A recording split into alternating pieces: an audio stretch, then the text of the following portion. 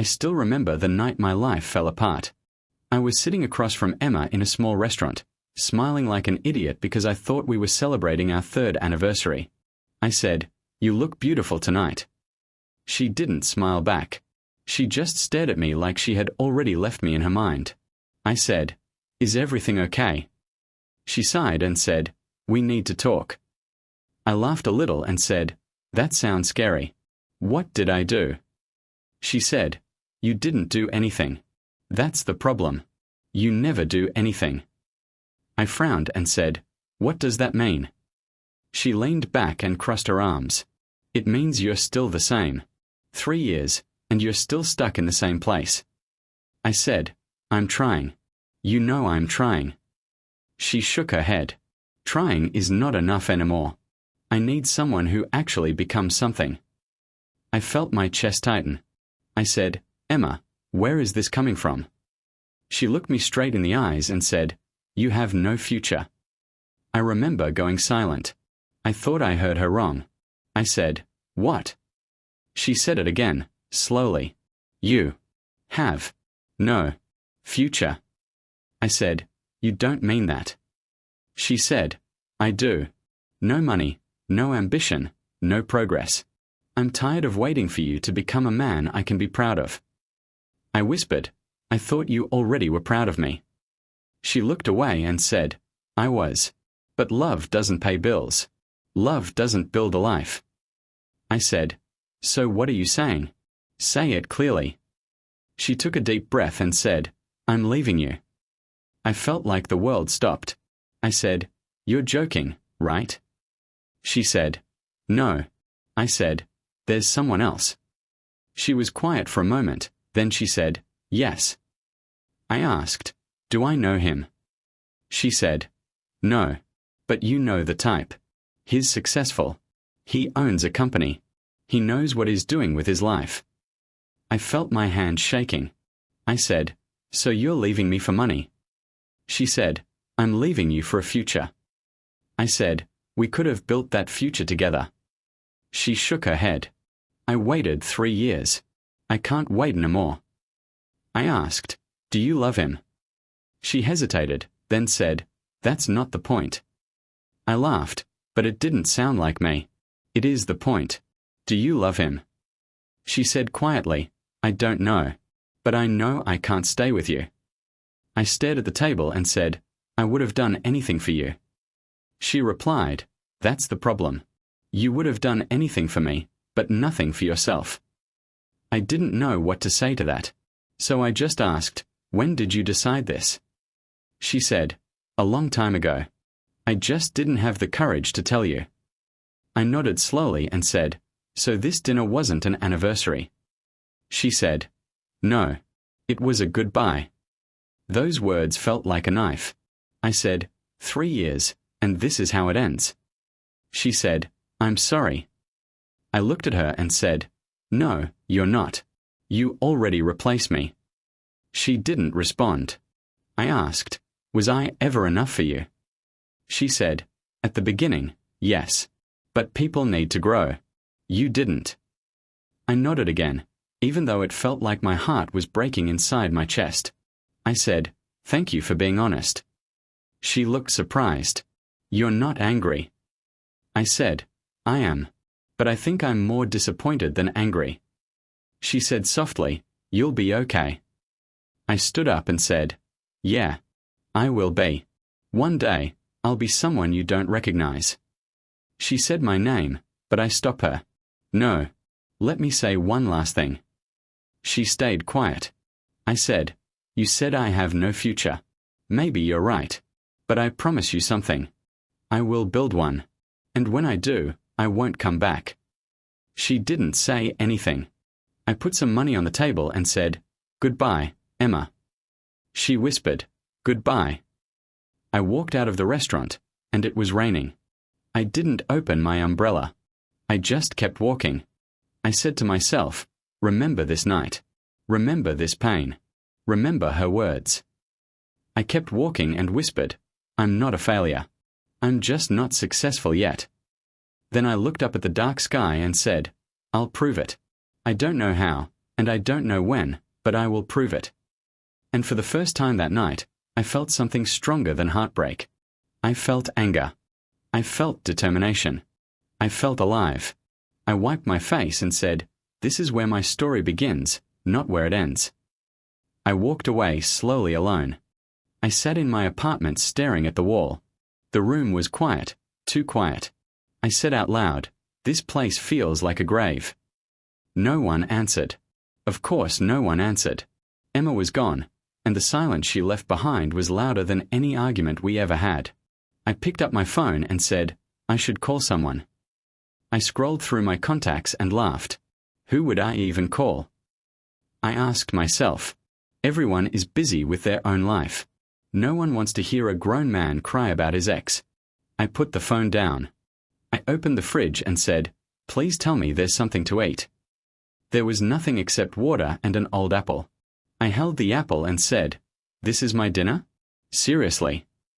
I laughed, but it sounded broken. I took a bite anyway. It tasted like nothing at all. Later that night, I looked at the bills on the table and said, "How am I going to pay all this?" I sat down and held my head. Emma left. My job is a mess, and I'm completely alone. I whispered, "What happened to me?" I used to be stronger. Days passed and I stopped going to work. My boss called and said, "Where are you? This is the third time you didn't show up." I said, "I'm sorry, I'm dealing with some things." He replied, "We all have problems." I said, "I know." He said, "Then act like it." A week later, he called again and said, "Don't come back tomorrow." I stayed quiet. He said, "I can't keep your position anymore." I replied, "I understand." But I didn't. After the call, I said to the empty room, "I just lost my job." I sat on the floor. Then, I looked at my watch and said, "At least I still have you." A few days later, I sold that watch. The man at the shop said, "This is worth more, but I'll give you this much." I said, "I'll take it." He counted the money slowly. I felt ashamed. When I got home, I looked in the mirror and said, "Who are you?" The man in the mirror looked tired and lost. I touched my face and said, "How did we end up like this? I don't recognize you anymore. What happened to our plans? I miss us. Man." The next morning, someone knocked on my door. I opened it and said, "Olivia? What are you doing here?" She walked in, looked around, and said, "Oh my God, how are you living like this?" I said, "I'm fine." She said, "No, you're not." I looked away. She sighed loudly. She said, "When was the last time you cleaned this place?" I said, "I don't remember." She said, "When was the last time you ate properly?" I said, "I had an apple." She stared at me. She said, "This is not okay." I said, "I know." But I lied. Again. She sat down and said, "Are you going to ruin your life because of one girl?" I said, "She wasn't just a girl." She replied, "Then why are you destroying yourself for someone who left you?" I said, "You don't understand." She said, "Then explain it." I stayed quiet. Longer. I finally said, "She believed in me before anyone else did." Olivia said, "And now she doesn't, so you stop believing in yourself too." I said, "I don't know how to fix this." She leaned forward and said, "You start by standing up." I looked at her. She looked serious. She said, "You have two choices." I said, "What choices?" She said, "You can keep crying over someone who thinks you're a failure, or you can rebuild your life and prove everyone wrong." I said, "That sounds easy when you say it." She said, "It's not easy. It's necessary. Though." I asked, "What if I fail again?" She replied, "Then you fail trying, not hiding." I said, "I'm tired, Olivia." She held my hand and said, "I know, but you're not done yet." I said, "I don't feel strong." She said, "Then borrow my strength." I started crying. Quietly there. She said softly, "Listen to me. Your life is not over because a girl left you." I said, "It feels like it is." She said, "Then build a new life." I said, Where do I even start? She said, start with tomorrow. I took a deep breath and nodded slowly. I said, okay, I'll try again. She smiled and said, no, not try. Do it. I nodded and said, okay, I'll do it. For the first time in weeks, I felt a small spark inside me. I said, thank you for not giving up on me. She squeezed my hand. I said, I thought my life was over. She said, it's only over if you quit. I said, I don't want to quit anymore. She said, good. Then this is your rock bottom. I asked, and now what? She said, now you climb. I nodded again slowly. I believed her. I looked around my apartment and said, this is the last day I live like this. She smiled and said, good. Because I'm not letting you destroy your life. I said, I won't. I took a deep breath and said, tomorrow, I start again. And this time, I mean it. I made a decision the next morning. I said to myself, I'm not going to call her. I'm not going to beg. I'm not going to ask for another chance. The room was quiet, but this time the silence didn't feel heavy. It felt like a challenge. I looked at my phone and said, no more looking at her pictures. I deleted them slowly. No more reading old messages. I deleted those too. My hands were shaking, and I said, this hurts, but it's necessary. When I finished, I put the phone down and whispered, it's just me now. I opened my laptop and said, if I have no future, then I'll build one. I started searching for jobs. Every application felt like a test. Every email I sent felt like a small piece of hope. I said, someone will give me a chance. Someone has to. A week later, I sat in my first interview. The man looked at my resume and said, you don't have enough experience. I forced a smile and said, I'm a fast learner. He shook his head and said, we need someone ready, not someone learning. I said, thank you for your time. When I walked out, I whispered, first rejection. The second interview was worse. The woman said, why did you leave your last job? I said, I was going through a difficult time. She said, we need reliable people. I nodded and said, I understand. Another rejection. After the fifth rejection, I sat on a bench and said, maybe Emma was right. I covered my face and said, no, I can't think like that. I took a deep breath and said, one more try. Just one more. Days turned into weeks. I started waking up early and said every morning, get up. No one is coming to save you. I started taking free online courses and said, if no one gives me a chance, I'll create my own chance. It was hard to focus sometimes, and I would say, don't quit. Not now. One afternoon, I heard someone call my name. Hey, is that you? I turned around and said, Daniel. He laughed and said, wow, it's been years. I smiled and said, yeah, college feels like another life. He looked at me and said, how have you been? I hesitated and said, I've been better. He nodded and said, want to grab a coffee and talk? I said, yeah, I'd like that. We sat down, and he said, so tell me what's going on. I said, Emma left me. I lost my job. I'm trying to start over. He stayed quiet for a moment and then said, that's rough. I laughed a little and said, yeah, that's one way to describe it. He leaned forward and said, I actually started a small business. I said, really? That's amazing. He smiled and said, it's small, but it's growing. I need help, but I can't pay much right now. I looked at him and said, I don't care about the money. I just need a chance. He said, it's not an easy job. Long hours, lots of problems, lots of stress. I said, I have nothing to lose. He studied my face and said, do you really want this? I nodded and said, yes, I need this. He smiled and said, okay, you start Monday. I felt something change inside me. I said, thank you. You won't regret this. He said, I'm not doing this as a favor. I'm doing this because I remember how hard you worked in college. Don't prove me wrong. I said, I won't. And I meant it. On my first day, he showed me a small office and said, this is where the magic happens. I laughed and said, looks more like where the stress happens. He laughed and said, you're not wrong. The work was hard, and I made mistakes. One day I said, I'm sorry, I messed this up. He replied, then fix it.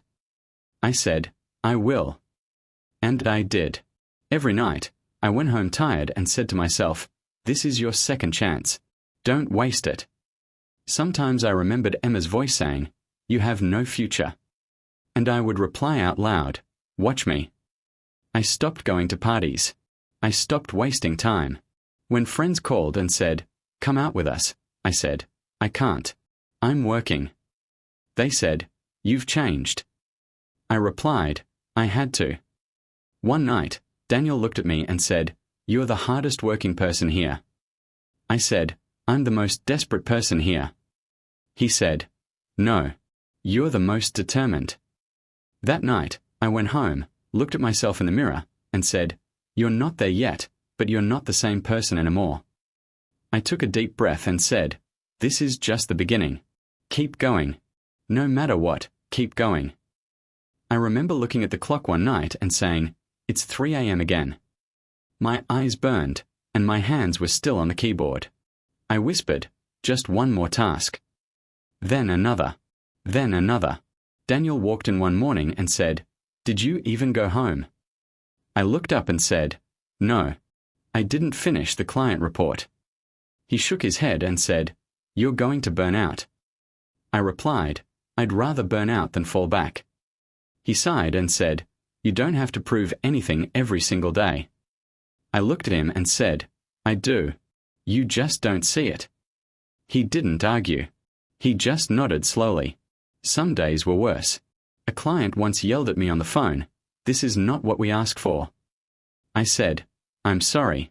I'll fix it. He replied, sorry doesn't fix my time. I said, give me a few hours. He hung up. I slammed the desk and said, why does everything go wrong? Daniel walked over and said, what happened? I said, I messed up again. He said calmly, then fix it. I looked at him and said, what if I can't? He replied, then learn how. There were nights I sat alone and said, maybe I'm not good enough. My mind would replay Emma's voice saying, you have no future. I would close my eyes and say, no, not anymore. Then I'd get back to work. One evening, I told Daniel, I'm tired. He said, then rest. I shook my head and said, I can't. He looked at me and said, why? I answered, because if I stop, I might not start again. He stayed quiet after that. Weeks turned into months. Months turned into a year. I stopped counting days. I just worked. One day, I made a huge mistake that cost us a client. I said, this is my fault. Daniel looked at me and said, yes, it is. I felt my chest tighten. I said, you should fire me. He shook his head and said, or you can fix what you broke. I asked, how? He said, call them. Take responsibility. I hesitated and said, they'll yell at me. He replied, let them. Then earn their trust back. I picked up the phone and said, okay. I called the client and said, I made a mistake. I'm not going to defend it. I'm going to fix it. There was silence. Then he said, you have one chance. I said, that's all I need. After that call, I looked at Daniel and said, thank you. He said, don't thank me. Just don't repeat it. I nodded and said, I won't. There were nights I slept only 3 hours. I would wake up and say, get up. Keep going. My body felt weak, but my mind refused to stop. One afternoon, Daniel handed me a file and said, you handle this client. I said, alone. He said, yes. I asked, you trust me? He replied, I wouldn't give it to you if I didn't. I worked on that project like my life depended on it. When the client approved it, I said out loud, I did it. Daniel smiled and said, You're improving. I said, I'm trying. He shook his head and said, No. You're growing. That word stayed with me. Another year passed, and things slowly started changing. More clients came. Fewer mistakes happened. I started making better decisions. One evening, Daniel said, Sit down. We need to talk. I sat across from him and said, What's wrong? He smiled and said, Nothing is wrong. That's the point. I looked confused and said, What do you mean? He leaned forward and said, The business is growing. And you're a big part of that. I stayed quiet. He continued, I can't run this alone anymore. And I don't want to. I said, So what are you saying? He looked at me and said, I want you to be my partner. I froze. I said, Partner. He nodded and said, Equal share. Equal responsibility. I said, Are you serious? He smiled and said, I've never been more serious. I shook my head and said, I don't know what to say. He replied, Say yes. I laughed nervously and said, Yes. Of course, yes. He stood up and said, Then welcome, partner. I stood up too and said, Thank you for believing in me. He said, You earned it. That night, I went home and stood in front of the mirror. I said, You did this. The man staring back at me looked different. Stronger. Sharper. I said, You're not the same person anymore. I paused and added, And that's a good thing. I sat down and whispered, I didn't do this for Emma. I shook my head and said, No. I did this for me. For the first time, I didn't hear her voice in my head. I only heard mine. And I said, Keep going. This is just the beginning. I adjusted my suit and said, This still feels unreal. The fabric felt expensive, heavier than anything I had worn before. I looked at Daniel and said, Do I look out of place? He laughed and said, You look like you belong here more than half the people inside. I took a deep breath and said, I hope so. He patted my shoulder and said, Relax. You earned this. We walked into the event, and I whispered, There are so many people. He replied, Potential clients.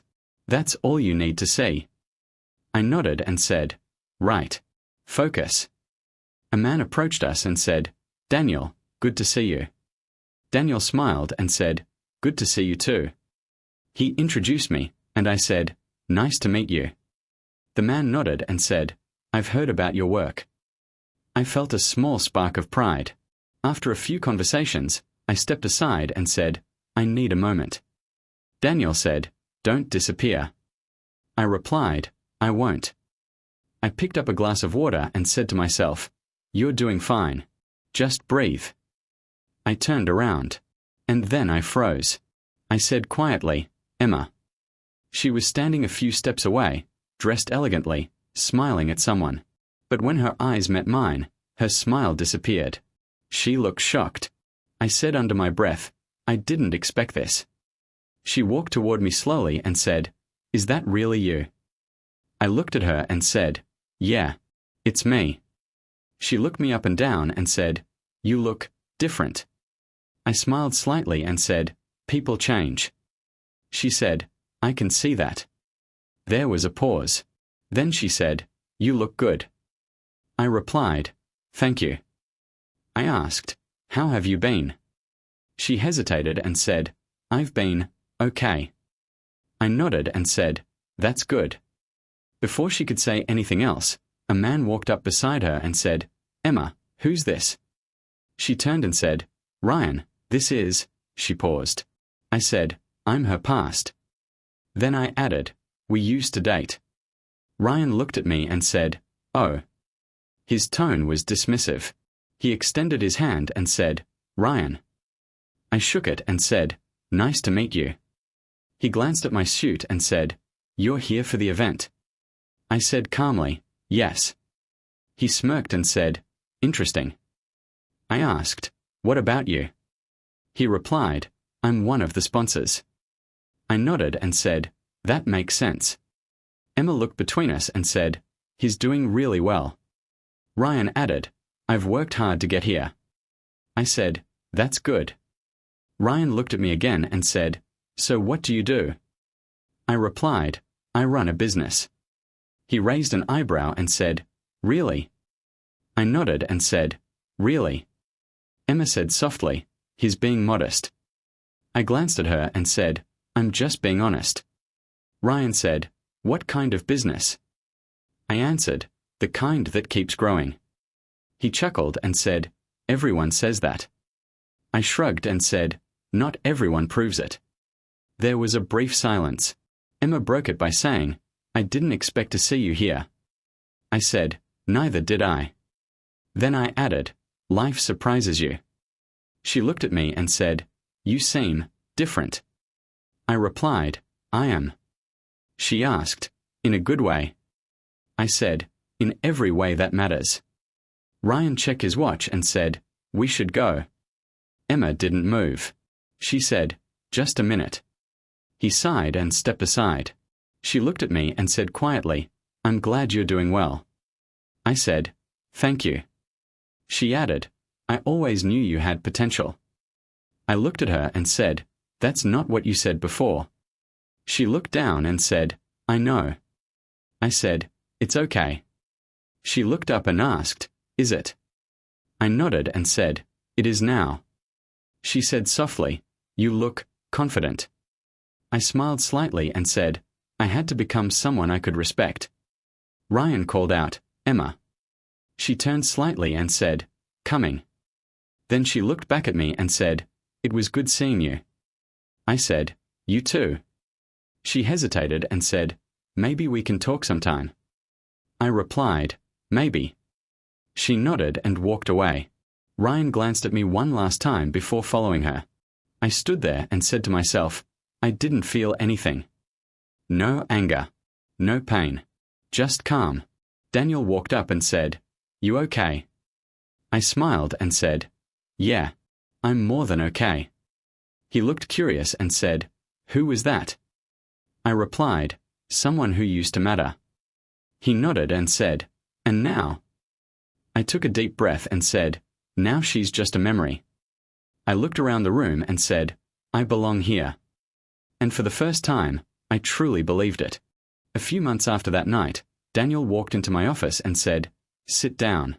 I have news." I looked at him and said, "Good news or bad news?" He smiled and said, "Very good news." I leaned back and said, "Tell me." He put a file on the table and said, "We got the deal." I stared at him and said, "You're serious?" He nodded and said, "I'm serious.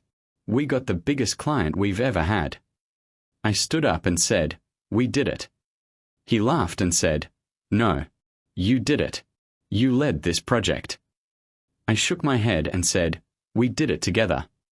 He pointed at me and said, "Don't argue. Just accept the win." I sat down and said, "This changes everything." He nodded and said, "Yes, it does." I asked, "How much is the deal worth?" He told me the number, and I went silent. Then I said, "I remember when I couldn't afford food." He said quietly, "I remember too." I looked at him and said, "Thank you for not giving up on me."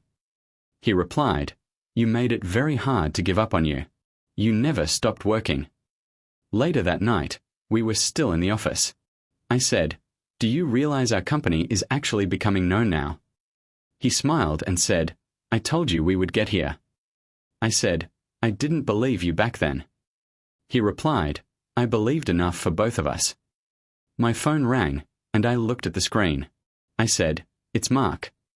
Daniel said, "Answer it." I picked up and said, "Mark, it's been a while." He laughed and said, "Yeah, you became a busy man." I said, "I'm trying."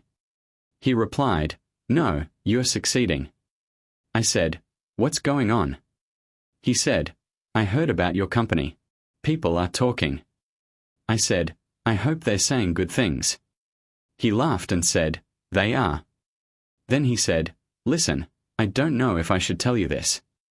I frowned and said, "Tell me what." He paused and said, "It's about Emma and Ryan." I went quiet for a moment and said, "What about them?" He said, Ryan's company is in serious trouble. I didn't say anything. He continued, debt, bad investments, angry clients. It's not looking good. I asked, and Emma? He said, she left her job to work with him. Now she's stuck in that mess too. I walked to the window and said, I see. Mark said, I thought you should know. I replied, thanks for telling me. He asked, how do you feel about it? I thought for a moment and said, I don't know. He said, you don't sound angry. I replied, I'm not. He asked, you don't sound happy either. I said, I'm not that either. He said, then what do you feel? I looked out the window and said, nothing. I just feel calm. He stayed quiet. Then he said, you've changed. I replied, I had to. After the call, Daniel looked at me and said, you okay? I nodded and said, yeah. He asked, bad news? I said, not for us. He didn't ask more questions. He just said, come on.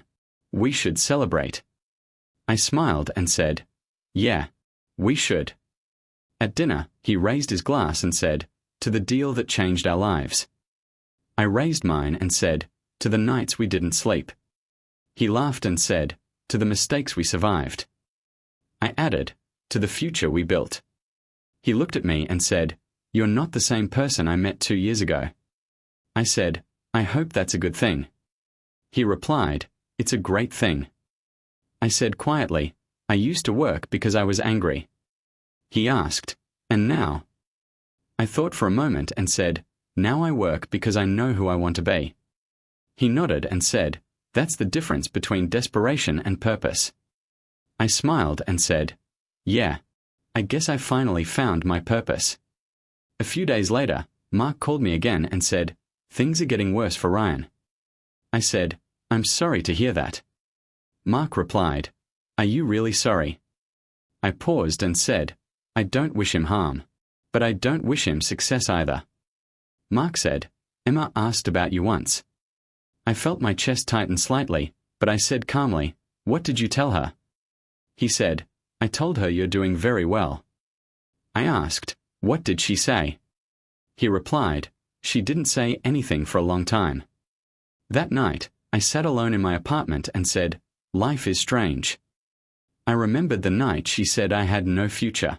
I said out loud, you were wrong. But I'm glad you said it. I looked around my apartment and said, I'm not the man who begged you to stay. I paused and added, I'm the man who survived when you left. The next morning, Daniel walked in and said, we have another meeting. Big client. I put on my jacket and said, let's go. He smiled and said, I like this version of you. I asked, which version? He replied, the one who knows his worth. As we walked out, I said, for a long time, I felt like I was left behind. He said, and now? I smiled slightly and said, now I feel like I'm exactly where I'm supposed to be. He nodded and said, that's called a power shift. I looked at him and said, yeah, I think you're right. And for the first time in my life, I didn't feel like I was chasing someone else's approval. I felt like I was finally in control of my own life. My phone rang in the middle of the evening while I was working. I looked at the screen and froze. I whispered, Emma. My hand didn't move for a few seconds. Then I answered and said, hello. Her voice came softly. Hi, it's me. I said, I know. She was quiet for a moment, then she said, I wasn't sure if you would answer. I replied, I almost didn't. She said, can we meet and talk? Just once. I leaned back in my chair and said, why? She said, because I need to tell you something in person. I thought for a moment and said, okay, one meeting. She said, thank you. The next day, I walked into a small cafe and saw her sitting alone. She looked different, tired, stressed, not like the confident person I remembered. I walked over and said, hi, Emma. She looked up at me and said, hi. Her voice sounded nervous. I sat down and said, you wanted to talk. She nodded and said, You look successful. I replied, I worked hard. She looked down at her hands and said, I know you did. I asked, so what did you want to tell me? She took a deep breath and said, I made a mistake. I didn't say anything. She continued, leaving you was the biggest mistake of my life. I looked at her quietly and said, that's a heavy sentence. She said, I didn't understand who you were back then. I thought success was something instant. I didn't see your potential. I didn't see how hard you were trying. I replied calmly, you saw. You just didn't believe. She nodded slowly and said, you're right. I didn't believe enough. I asked, what happened with Ryan? She sighed and said, everything fell apart. His company failed. We lost almost everything. And when things got hard, he changed. He became angry, cold, and distant. I said quietly, money doesn't change people. It reveals them. She looked at me and said, you sound so different now. I replied, I am different now. She hesitated, then she said, I followed your success from a distance. I heard about your company. I heard about your deals.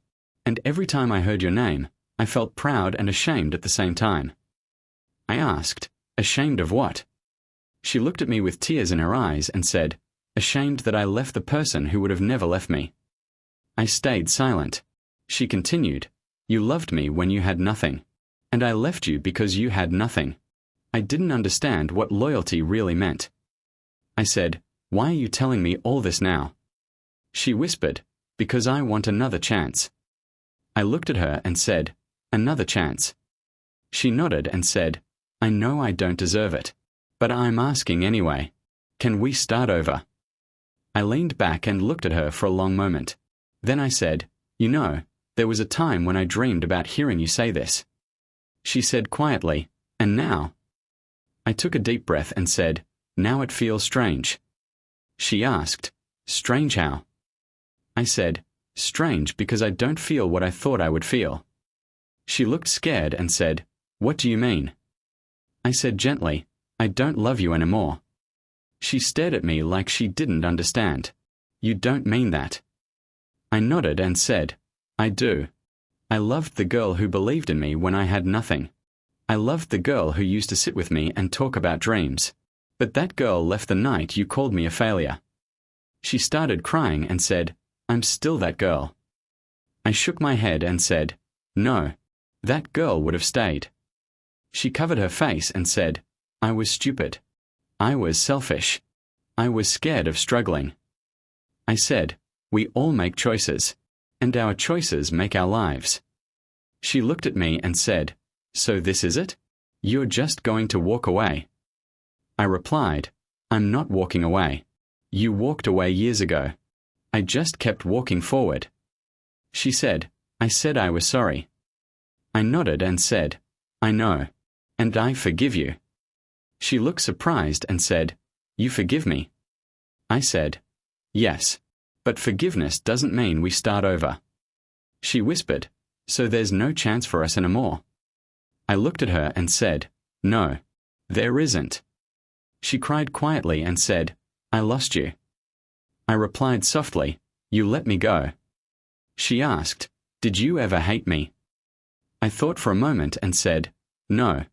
I hated myself for not being enough. But that changed. She asked, who are you now? I stood up slowly and said, I'm someone who learned the hard way that some people come into your life as love, and some come as lessons. She looked up at me and said, and I was a lesson. I nodded and said, yes, an important one. She whispered, I wish I could go back. I said, we all do. But we can't. She said, I'm really sorry. I replied, I know you are. She asked one last time, is this goodbye? I looked at her and said, yes, Emma, this is goodbye. I turned and walked toward the door. My chest felt tight, but my mind felt calm. As I reached the door, I stopped for a second and said quietly, thank you for the pain. It made me who I am. Then I walked away and didn't look back. I walked out of the cafe and said to myself, it's over. The air felt lighter, like something heavy had finally left my chest. I got into my car and said, "Why am I not sad?" I sat there for a long time and then I said, "Because I already lost her years ago."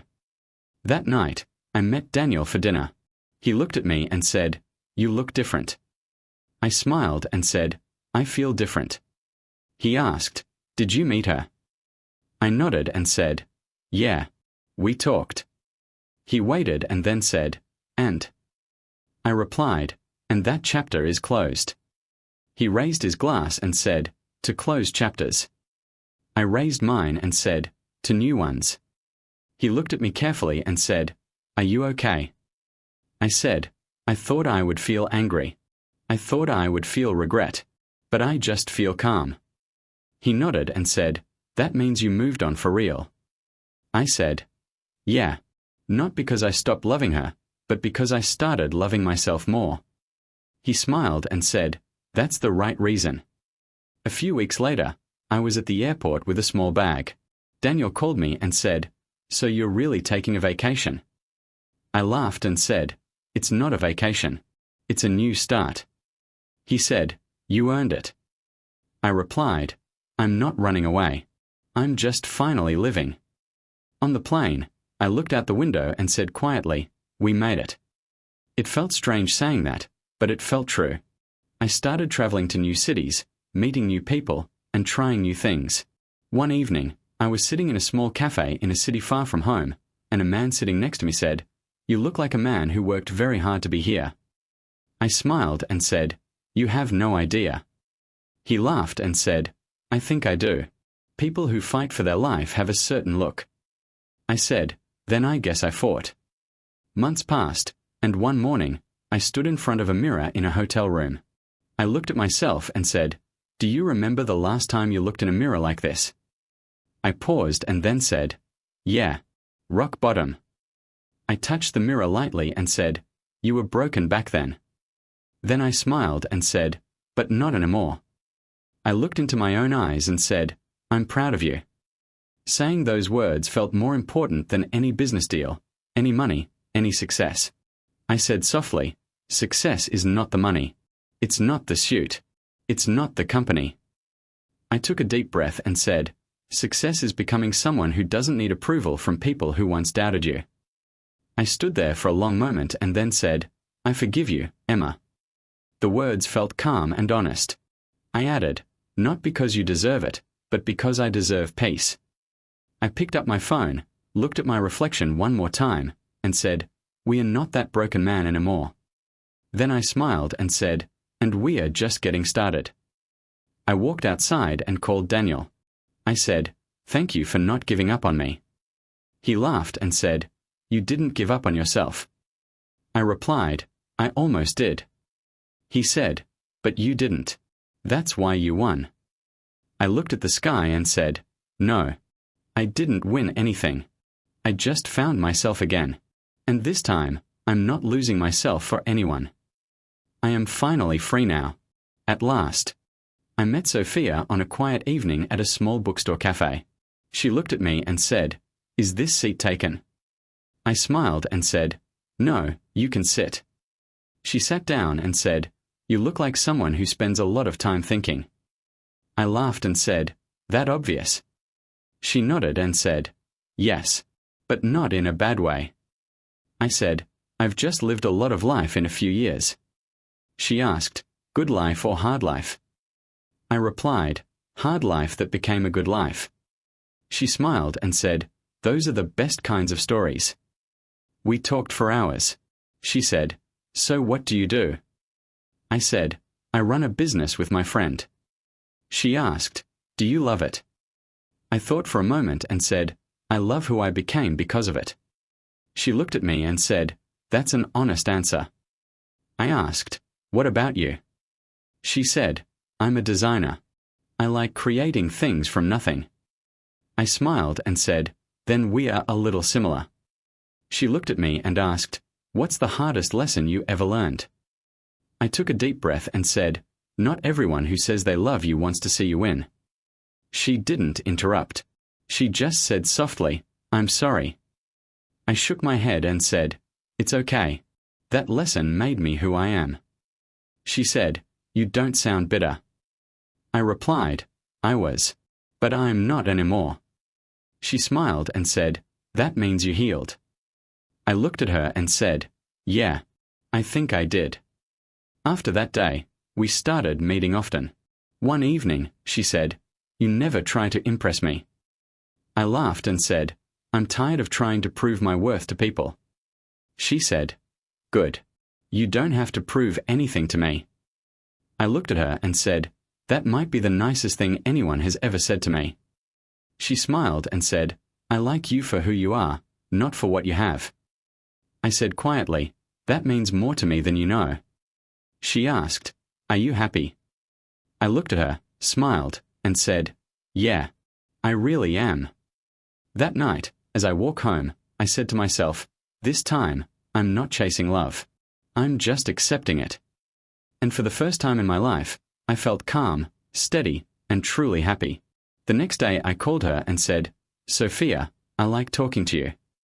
She laughed and said, "I like talking to you too." I said, "I'm not very good at new beginnings." She replied, "Then we'll take it slow." I said, "I'm not trying to prove anything anymore." She said, "Good, because I already like the real you."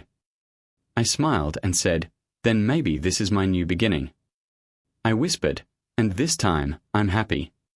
She said, "Me too." I said, "Let's see where this goes."